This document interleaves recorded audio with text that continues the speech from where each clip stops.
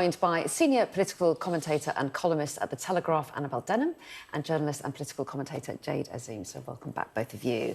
And as in the last couple of hours we've been reflecting, Andy Burnham inevitably on the front pages of all the papers. Let's pick out the Daily Mail to kick us off this hour, because we haven't looked at this one up till now.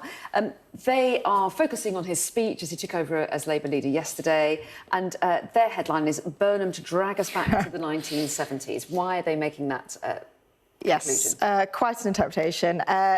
He spoke quite at length about ending Thatcherism and neoliberalism as he saw it, in that he was sort of talking about deregulation, about privatisation. Obviously, as Manchester Mayor, he's sort of championed this idea of public control of various utilities, of buses and so forth. So he's talked about almost taking back control of things that were sold off back in the 80s. It's actually quite, when you think about it, quite a reform voter-friendly way of going about it. This sort of idea of taking back control. It is true, you know, in his vision, you know, people feel they have lost control of certain parts of the economy, of their lives, and it's about reining that back in. He did that as Manchester Mayor, obviously with the bus network. It is now about sort of like applying that to other parts of the economy as well. So that's what this is getting at. Well, yes, and also he was also saying that there have been problems for the last 40 years with the way that the country was run, which of course does include a number of Labour years as well, doesn't it? And Labour years when he was a cabinet minister as well. He was obviously, perhaps most famously, health secretary, and health was a major issue in the 2010 general election, but also when he was in the shadow cabinet in 2015, when many people believed that Ed Miliband actually should have won. But of course, David Cameron had that quite surprising victory. Now, I can't think why Andy Burnham would really want to bring to voters' minds the 1970s, because most people associate that with bins in the streets, blackouts, three-day weeks, the IMF bailout. This was not a positive decade in British economic history, but I think he's so set on trying to redefine what Labour is and what Labour stand for. Has he actually, though, kind of talked about the 1970s as being a great era, or is he just sort of well, I mean, I think what he's done is talk about... I think what he's talking about 1980 being a turning point, but actually, if you look at the data, that's when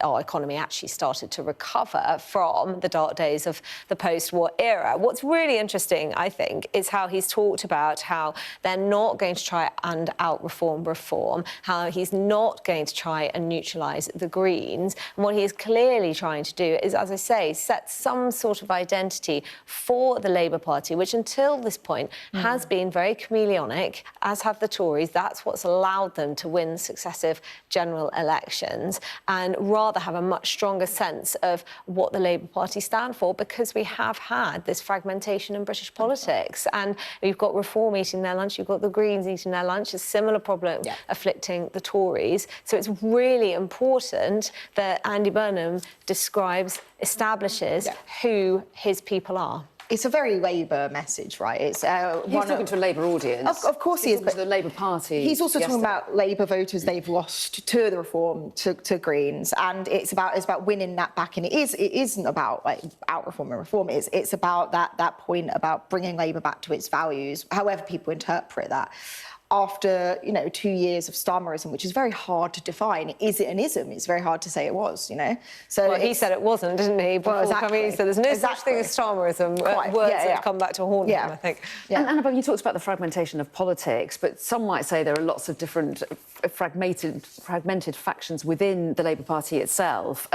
Inside The Guardian, there's his promise to stop any Labour infighting. Do you think that's going to be quite hard for him to do? Oh, it would be a real challenge, and that is why there have been so many rumours and whisperings and speculation about who is going to be in his cabinet, because he will be making those appointments not just based on merit, not just based on the talents and experience of the individual, but also who am I appointing into specific roles in order to keep this faction of the Labour Party on side? It's easy to forget that you have a spectrum of views within Labour, from blue Labour, who are considered to be on the right of the party. Now, what do they want? Stricter immigration controls, reindustrialisation, all the way to, you know, the further left figures who care emphatically about the conflict in the Middle East, who care about net zero. Isn't this the case with all big parties? When you win a landslide, which Keir Starmer did, you probably are covering a lot of bases, and it's a broad umbrella, isn't it?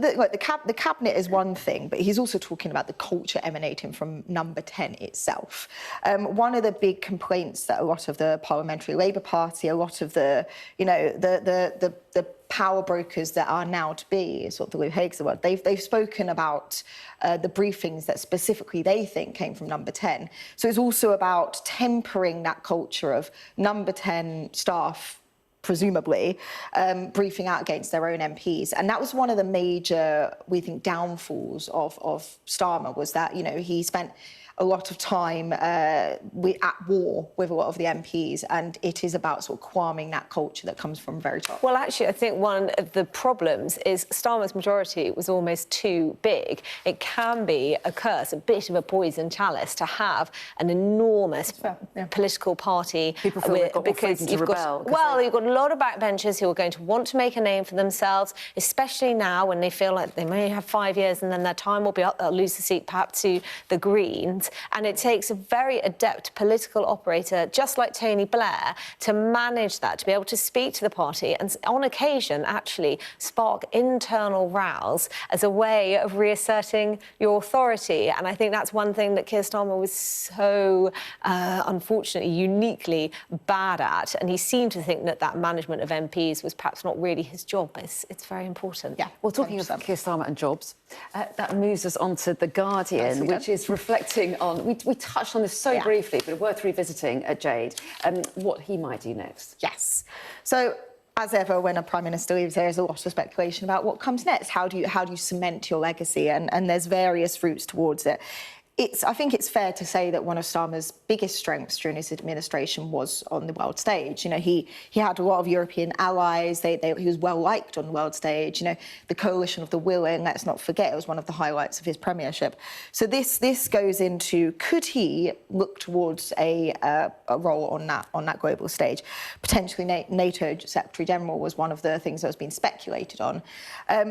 I personally think it would be a good route for him. You know, this is one of the things I think there is a reasonable agreement that this is one of his areas of strength, and like I said, he's got quite a big respect on the world stage. Yeah, I'm imagining that he's coming on a long holiday first before he decides what he's going to do. But what do you think, Anna? Well, I think he'll probably want to retreat from being very much on the coalface, on the front line. As for the NATO role, the problem facing him is all of the tussle that we've had over the last few weeks over the defence investment plan, the fact that actually the UK has been sliding down the NATO rankings when it comes to defence spending as a proportion of GDP. Now, how seriously would he be taken in a role like that? But the line that stood out for me from this piece was how local members in his North London seat have urged him to stay on to prevent a by-election that they fear could be won by the Green Party, because in some ways that's the most fundamental question, isn't it? You know, Blair, when he resigned in June 2007, also formally resigned as the MP for Sedgefield. Boris Johnson stayed on until you had that Privileges Committee draft conclusion, and that was the moment that he chose to leave. But then Theresa May, Rishi Sunak decided to stay on as MPs. Rishi Sunak, perhaps because he didn't want the perception that as soon as he exited Number 10, he'd fly off to the US. So you know, that's almost the most fundamental question: is what's it going to mean for his constituents? Keir Starmer, is he going to stay on in the House of Commons? I mean, what do you think? Do you think he'll stay on? I think he's spoken. I think he's spoken past about the wanting to stay on as an MP, at least for a duration of time. But he did talk about it being the end of his political journey as well, in his True. Speech, but I suspect, yes, there is an inkling in his mind that his seat is actually quite vulnerable to the Greens. Whether that stands true under a Burnham administration remains to be seen. But the Greens would go very hard for that seat for sure. Absolutely. Well, it's been great having your company this morning. We are out of time. Thanks very much indeed for coming in. We'll see you again soon. Thank you.